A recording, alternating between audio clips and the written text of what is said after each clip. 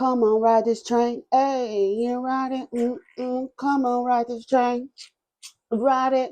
I'll be smoking, honey. Be like, choo choo. What's up, everybody? It's me, Erica, and we are down here, girl. Girl. Girl, I was just watching. I fell asleep on it last night. The Scent Bird lady, that lady that owns Scent Bird, how they got a cult going on over there.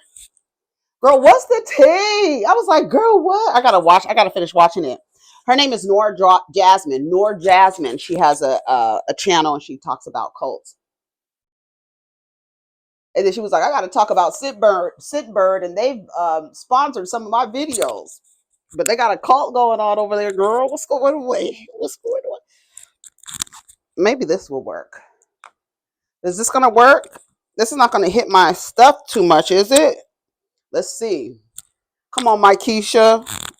We got to see if it's echoing now, because I think when I squeeze it, then you start echoing. Let's see. Okay, we don't have a lot of time, so no, it's not echoing. So hopefully it doesn't start, but we don't have a lot of time. So anyways, we were down here, girl. I had to post a video of Tisha Campbell Martin. Sorry, Tisha Campbell. She's no longer married to Dwayne Martin. Girl, and she said that she hasn't had she had an autoimmune. Remember when she was diagnosed with an autoimmune disease, sarcoidosis? And here, I'm gonna go to the article. It was B. Scott posted it. And y'all think that shit is a game. I'm about to read some of the stuff, some of the articles about married women and how how married women start developing autoimmune issues and diseases and stuff like that from their environment, from being married. This is from I got it from Love B. Scott. Hold on, let me go to the post on what you call it. Tisha Campbell says she has been in remission from sarcoidosis for years, have not been sick ever since I got a divorce. Let's listen to what she has to say. Let's see. They say it's a video in here. Let me see. And let me find the video.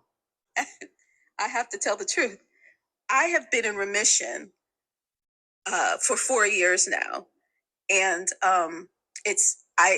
they can't find it at the base of my brain at all. Oh, thank God. I haven't gotten sick not one time, and I was so scared to get COVID because I thought I have to tell the truth. I have been in remission for 4 years now, and they can't find it at the base of my brain at all. Oh, thank God. I haven't gotten sick not one time, and I was so scared to get COVID because I thought if I get COVID, I'm going to die. Every cold took me to the hospital. Just every sniffle, allergies, it would just build up and I would get sick. But I have not been sick ever since I got a divorce.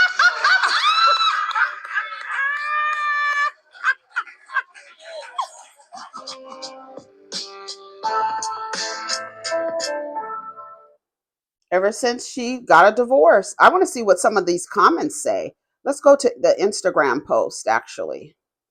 Shout out to Tisha Campbell. Why doesn't she change her name? Anyways, for episode 3, Shanti Das is joined by the incomparable actress Tisha Campbell to discuss sarcoidosis and overcoming the disorder in front of a live audience at the Johnson & Johnson headquarters in New Brunswick, New Jersey. Johnson & Johnson. Is that the same people with the talcum powder? Okay. Is it? Okay. Campbell opens up about her battle with sarcoidosis and how she had to fight the system to advocate for herself. Let's see some of the comments. My sister is doing great work with understanding the mental health and body health go together. This is a prime example of how stress impacts the body. It may sound funny, but being connected to the wrong person can impact your health tremendously. Your body will even reject people that are simply not right for you. You got to love it. It's a form of communication. Listen to your body. Yeah. I tell you all the time, be still and know, listen to your body. You you will catch things quicker. You can just, if you just be still and just take account for starting from your toes all the way up, all the way up, being conscious and feeling, do I feel any dis-ease here? Do I feel any pain here? Tenderness, anything, inflammation. Stress, unhappiness, depression can impact every aspect of your life. I'm glad she's free to be happy and have joy again. She wasn't lying. When I was married, I used to get back pains from stress and depression. When my ex-wife and I got a divorce, I don't get back pain anymore. Like my back feels fine. Like I used to get massive back pain. Now I don't. Someone says, congratulations on releasing the stress. I can attest to this. I was diagnosed with pulmonary sarcoidosis 2 years after getting married. After my divorce, 12 years later, I went into remission and hasn't shown signs since. It's been 20 years. But I'm just a bitter black baby bitch mama, single baby bitch mother. That's who I am down here. I'm just a miserable single mother, miserable bitch of whatever y'all be saying and thinking about me, because I'm down here spreading the good word for the girls so the girls don't end up with their hair falling out, their bellies resting on their laps. Hello. They're having autoimmune issues and inflammation, and the body is rejecting the person that's laying next to you. Message. Hello. Message. Well, more women need to advocate for their health. Doctors seem to brush off women, not all docs, and especially Black women. So glad to see an example of someone who advocated for herself. Stress weakens the immune system. I was diagnosed with sarcoidosis at 12. Stress is a major trigger. Right. Why would you then decide to partner with somebody who's going to bring you additional stress? It's just not, it doesn't work. It doesn't work. Toxic relationships can cause stress. I was just online looking at some articles, because I was making a little short, and I was looking at all of these articles about women and, hold on,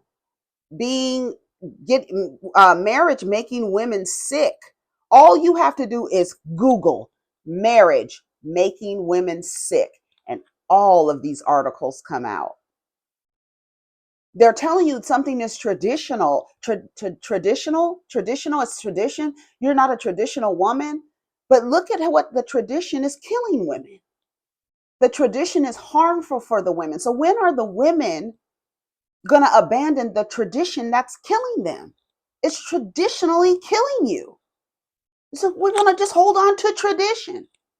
No. Holding on to tradition is like hugging a rose bush. God damn it. No. It's beautiful. It looks beautiful.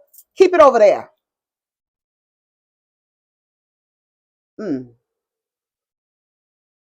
Everyday dose. Mushroom coffee. The link is in the bio. Oh, I have to make sure. Gigi, shout out to Gigi, good vibes. I got to see if they do. I don't know if they do samples, but I got to see. I don't know if they do, because I would have been offered y'all some samples if there was an option to do that. But I don't think it is. I don't want this here. Hold on. Let me put this. Girl, now I got to check. My son just made me so mad. He just made me mad, child. Okay. Girl. There's a lot of, it says, is your marriage making you sick? That's from CNN. Greater Good, A Science of Meaningful Life. Is marriage really bad for women's happiness? The National Institute of Health.gov is sickness and in health. Physical sickness is a risk factor for marital dissolution. You don't think that it's, honestly, think about this. You don't think that it's weird that medical professionals have to warn, especially women, that if you get sick, your husband might leave you, your partner might leave you. So I'm just letting you know now. They tell women when they get certain diagnoses and they're married, be careful, because your husband might leave you. And this has been documented over and over and over again. And I'm sure there's a medical professional that can get out down in the comments. I have almost 30,000 subscribers. I know it's one medical professional out there who can attest to saying, yes, we warn women when they have some type of diagnosis that their husbands might leave them. Here, this was in 2025, I think. I think that's, yeah, 2025, September 2025. The abstract says, the health consequences of marital dissolution are well known, but little work has examined the impact of health on the risk of marital dissolution. In this study, we sampled 2,701 marriages from the Health and Retirement Study to examine the role of serious physical illness onset, cancer, heart problems, lung disease, and or stroke, and subsequent marital dissolution due to either divorce or widowhood, more like divorce. We use a series of discrete time event history models with competing risks to estimate the impact of husbands and wives' physical illness onset on risk of divorce and widowhood. We find that only wife's illnesses onset is associated with the elevated risk of divorce, while either husband or wife's illness onset is associated with elevated risk of widowhood. These findings suggest the importance of health as a determinant of marital dissolution in later in life via both biological and gendered social pathways.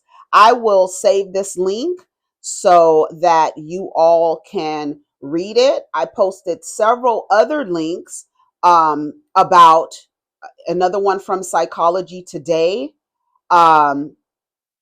that says, is marriage a bad deal for women? I'll just read the key points. More women end marriages because relationships are no longer worth the sacrifices required of them. Didn't we just hear Ebony K. Williams say that? There are thousands of women like this. I know me just sitting here makes it seem like, oh my God, the stuff she went through with the few men that she's been with has affected her point of view. She's so bitter. All she needs is some dick. No, it's a lot of women going through this stuff. Y'all be every day somebody in the comments tells me that my skin is glowing.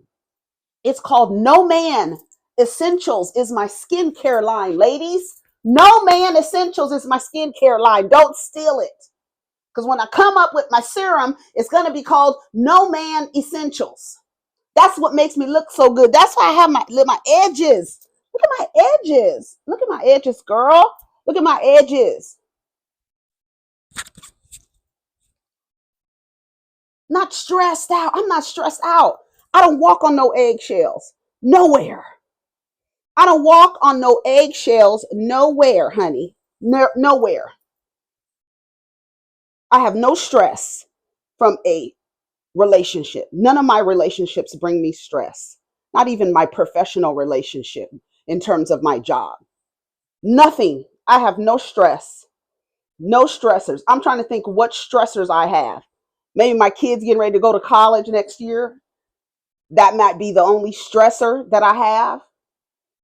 And that's not really a huge stressor because he already kind of knows what he wants to do. But girl, ain't nobody walking on eggshells around here. I'm in a relationship with myself. I go out by myself. I sit up in my bed and watch my things and study. And as a matter of fact, I just got me a great a puzzle, the 12 Constellation Palace, a puzzle of the Zodiac calendar. I can't wait to start putting this together. Then I got The Secret Teaching of All Ages by Manly P. Hall. Baby, I cannot wait. And then I got, this is new, the Universal one by Walter Russell. What's the other book I just got? Secret Doctrine by Blavatsky.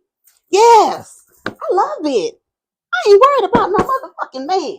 And can't no motherfucking man feed me this knowledge. I mean, besides the men that wrote the books. You understand what I'm saying? But we ain't in no relationship where I'm being stressed out, girl. No. It says research shows that men are just as capable of empathy as women if they are motivated. Girl, you have to be motivated. They have to be motivated to be empathetic towards you. And that motivation typically is if they're either able to stick their dicks in you or they're related to you. But even then, that's a lie, right? Because you hear men all the time saying, oh, we take care of what's ours. No, you don't, because the intimate partner violence rates are through the roof. Hey Siri, what are the statistics for intimate partner violence in the United States? It sounds like you may need help. The national Isn't that wild? It says sounds like you Okay, might need. I won't call. Yeah. Let me know if there's something else you need. Isn't that wonderful? Listen to the phone, girl. Y'all better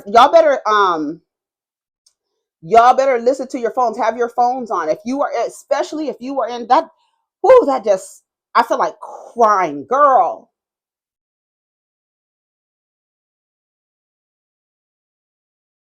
It sounds like you may need help because I said domestic violence in my phone.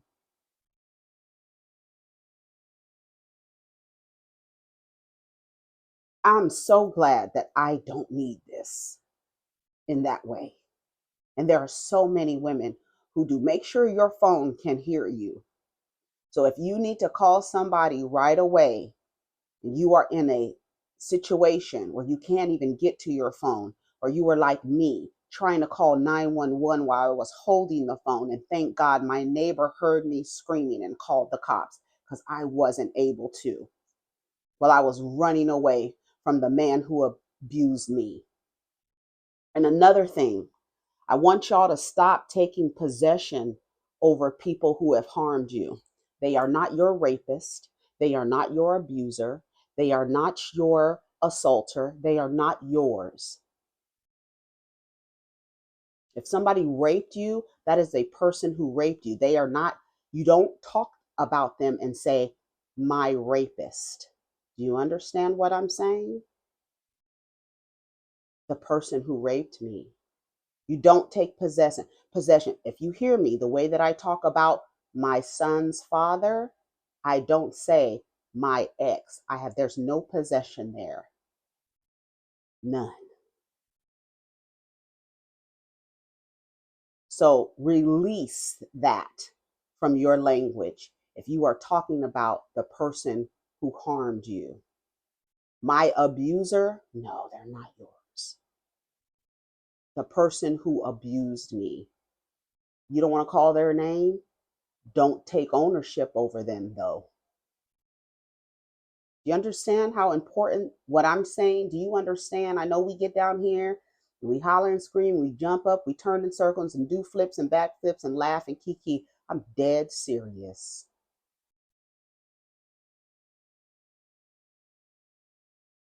Make sure your phones can hear you. So even if you are in, I be saying, hey Siri, and some of y'all phones perk up.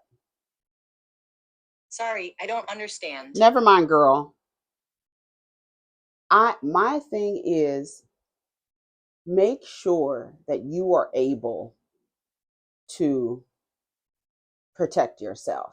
Make sure your phone can hear you. You understand? I know some people don't like to have their phones on and can't respond to them.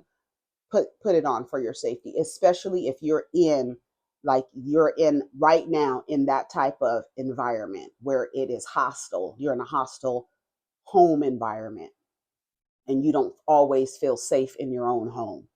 I'm dead serious.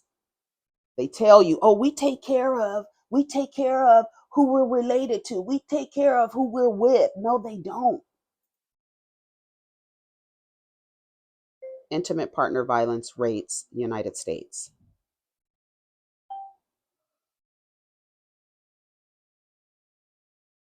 Domestic violence, it says, according to the CDC, in the United States, 41% of women and 26% of men experience intimate partner violence. One in four women, one in four women, one in four women. But you act like it's just me down here and I'm just so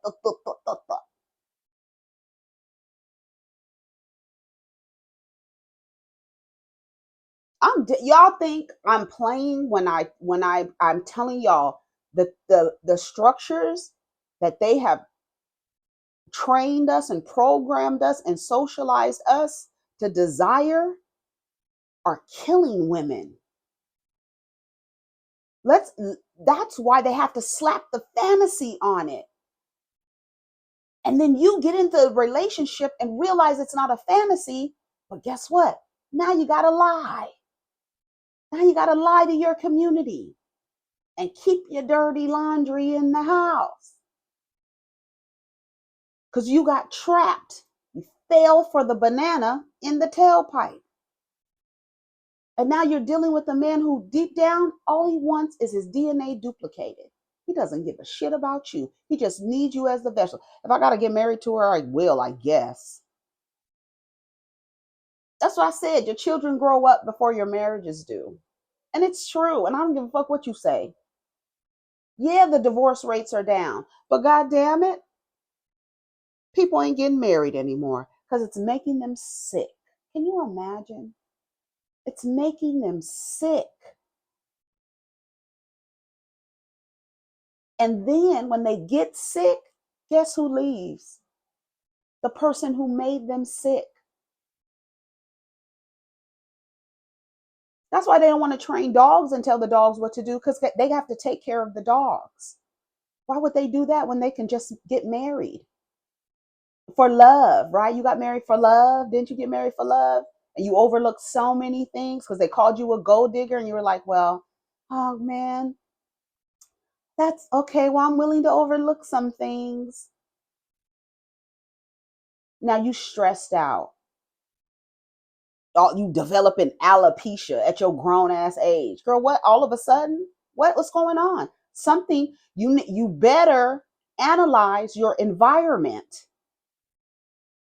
When all of a sudden you have an onset of something, analyze the environment. I guarantee you it's the environment. Ask a lot of women with autoimmune issues. When the stressor was eliminated, so was the disease. All right, I'm already. Oh shit! Why I hop on Shakana's live? She's slobbering in the phone. Let's see. Hollywood Unlocked. Let me see what I have saved. I'm almost done. Yeah, Tisha Campbell said after she got a divorce, baby. JermaineDupri on Sexy Red's album selling 28,000 copies, girl. The era I came into the music industry, if you sold 28,000 copies, you didn't get another chance to walk in that building again, baby. Listen to me when I say, absolutely. 28,000 copies, we used to call that going wood. You went wood, my nigga. These niggas were shipping platinum in my era. Before the album was released, they had to make 1 million copies to ship out to the stores to make sure that those million people who was going to grab a single copy, 1 million CDs, 1 million CDs. 28,000 CDs ain't shit. The way that streaming, every time, and what he said was so true, because every time I hear, oh, they sold 30,000 copies, I'll be looking like that's a failure. And not thinking about streaming and all that stuff. And streaming, when I tell you they raping the artist even more with streaming, when they tell the artist you're getting 0.0000003 cents off of the stream. Now, we've always known that you don't get a lot of money off of the record sales per se. You get your money on touring. You get literally cents off of, if your deal is fucked up, and the majority of deals are fucked up, you're only getting cents off of the actual physical copy that's going out. So now that there's no physical copy going out, now I can say it's just a digital copy. And so the money that goes into creating the physical copy is not there. So I don't have to pay you as much now. Listen to JermaineDupri. He's been complaining. He complains about the women, and because he doesn't have any control. The gatekeepers, and he's one of them. The gatekeepers of this shit, they've lost control. So they're complaining about stuff. But this right here, he was on point. Because I'm from that era where the niggas was shipping platinum. Platinum, 1 million copies, 28,000 copies, girl. That if you if you're a hot artist and you got a single, that selling albums don't matter, right? I'm only selling albums don't matter. Yeah, I'm only bringing this up because I say like academics posted today something about Sexy Red album only doing 28,000 copies, right? In the era that I came in the music industry, if you sold 28,000 copies, you didn't get no other chance to even walk in the building again. You're fired. Like, niggas was not talking to you if you sold 28,000 records, right? And I just feel like, it's such a disconnect between people understanding the streaming situation and then actually what you're looking at, right? Because if we should be only paying attention to the streaming numbers, then I don't understand why the blogs always try to post what people are selling as an album. Because for people that look at music the way I look at it, it feels like a failure. It still feels like a failure, right? Because I come from an era where the numbers were 80,000, 100, 200, 900, right? You start going that's going this way, it feels like it's going backwards to me. And I'm just saying, because I was a part of the so you think that the number itself is representative of the impact for real? Yes, 100%. Yes. I actually believe that the streaming numbers is so fucked up. If the streaming numbers don't even have a relationship to how many times people really listen to the music from a standpoint of. You know who's been on that? Nika. She been on that. She been trying to tell you the streaming shit. They are raping the feminine art, creative. Still, they just keep sticking an umbrella up your ass and opening it. Like, if I listen to an album that I love 30 times, I don't know how many streams I would count to today. But people have the music on repeat non-stop. And the streaming numbers, when you look at the album equivalent, it doesn't even add up. Like, if you have 28 million, the equivalent of 28,000 sales, I have no idea how many listens that equals to. But if you were to buy the CD back in the days, it would be a lot more than 28,000. So the numbers are all fucked up. The streaming numbers don't represent the level of impact that the music is making, because 28,000 CDs, that would be horrible. But 28,000 streams is like 600 million listens for it. My thing is, here's my thing. Stop saying how many physical copies, stop reporting how many physical copies they're selling. Because we are listening to music digitally, people are not as many people. I know I've stopped buying physical copies a long time ago. I've stopped even downloading. As a matter of fact, I just said the other day, I'm taking all the music off of my, whatchamacallit. I'm taking it all off, all of the music that I had downloaded to my computer and the other one in there. I'm taking it all off, all of it, because I can get it digitally. So when it's time to announce how well they did on their first week and you say 28,000, that is literally a failure. It is. Everybody's like, ooh, 28,000, but why would you even report that? Why would you even report that? And that's what makes me think that I don't understand how the people who are reporting that in the entertainment industry are so disconnected. Like, do you think we should put this out? Like, 28,000 is nothing, y'all.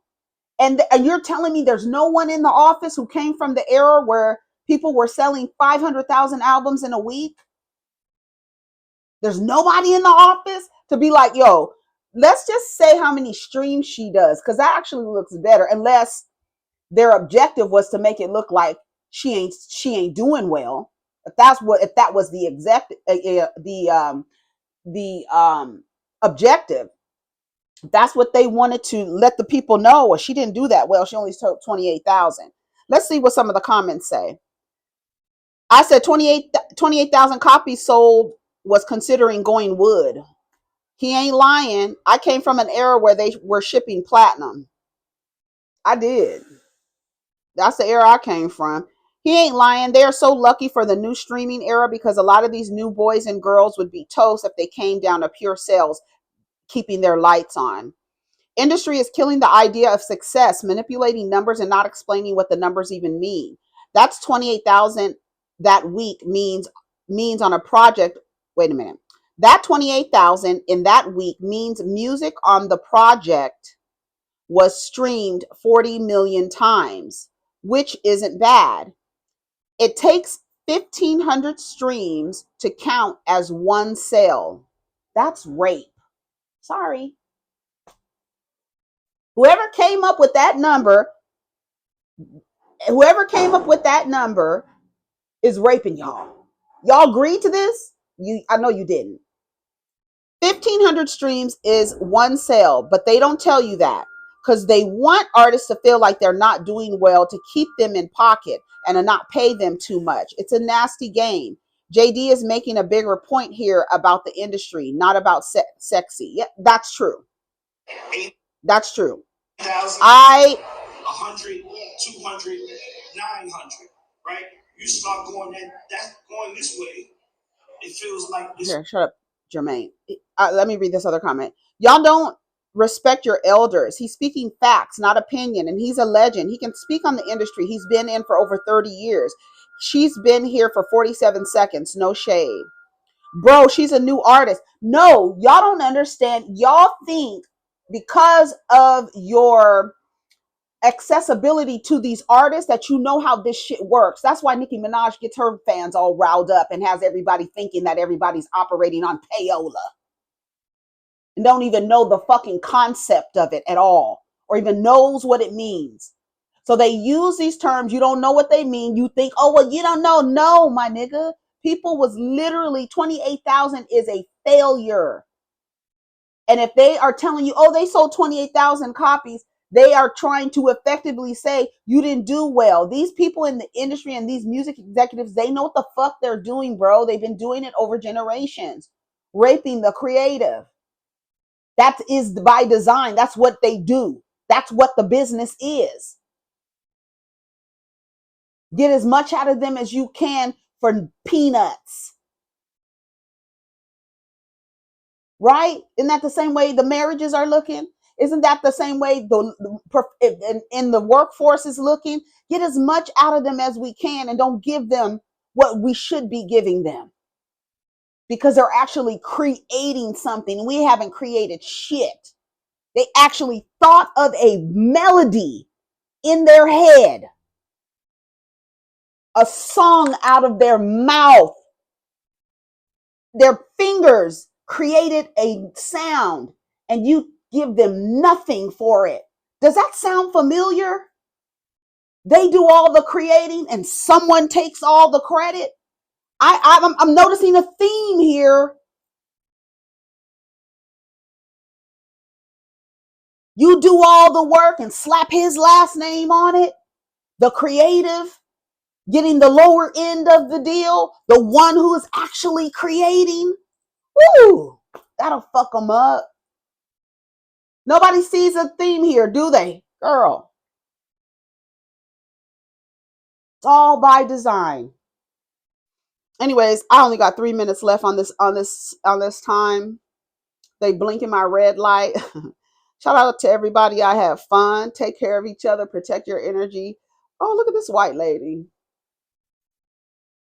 Oh, that's Beyonce. Take care of each other. Peace.